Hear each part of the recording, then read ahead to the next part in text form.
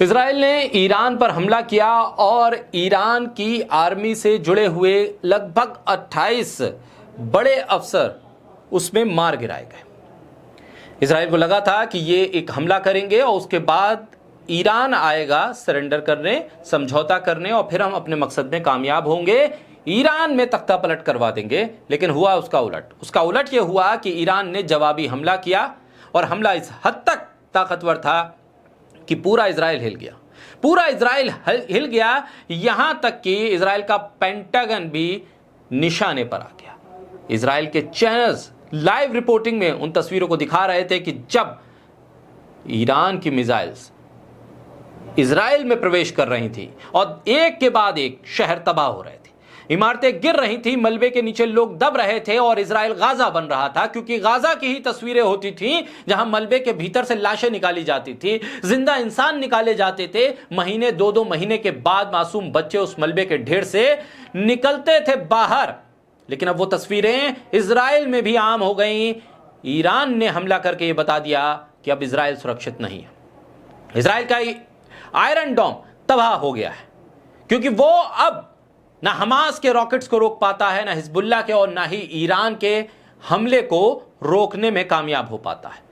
तबाही इस हद तक थी कि खुद बेंजामिन नेतन्याहू इजराइल छोड़कर फरार हो जाता है।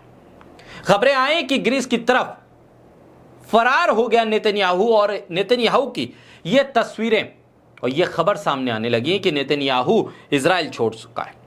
एक ट्विटर हैंडल है जैक्सन का। वो लिखते हैं कि breaking news, Netanyahu's plane reportedly fled to Greece, यानी कि ग्रीस की तरफ बढ़ चुका है।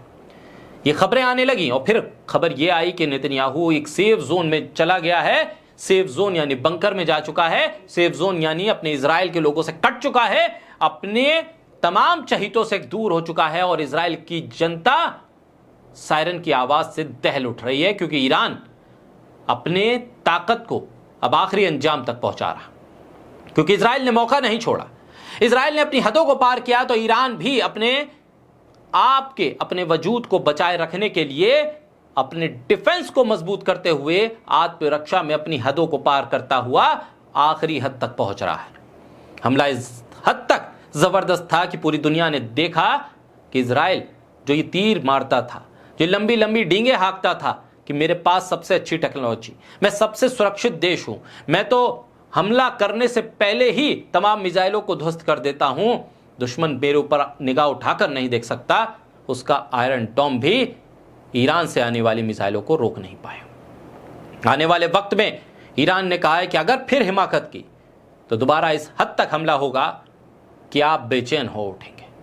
और साफ तौर पर ईरान ने यह कह दिया है कि अब समझौते की गुंजाइश नहीं, समझौते की बात करने वाले खामोश हो जाएं, क्योंकि 2 साल से गाजा में बच्चे मारे जा रहे हैं, ईरान पर हमला हो रहा है और आप हमसे समझौते की उम्मीद कर रहे हैं।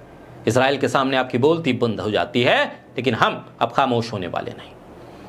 ईरान में रिजीम चेंज करने को लेकर अमेरिका और इजराइल इस हद तक आगे बढ़ने की कोशिश कर रहे थे कि एक तरफ तो ईरान को नेगोशिएशन की टेबल पर लाया गया अमेरिका के जरिए, और दूसरी तरफ ईरान पर हमला कर दिया इजराइल ने, धोखा दिया गया ईरान को। और ईरान ने इस हमले के जरिए इजराइल को ये बता दिया, अमेरिका को ये चेता दिया कि अब आप सुरक्षित नहीं है, जो आपके बेड़े अलग अलग देशों में हैं वहां पर भी ईरान जा सकता है, वहां पर भी सीधे हमले कर सकता है।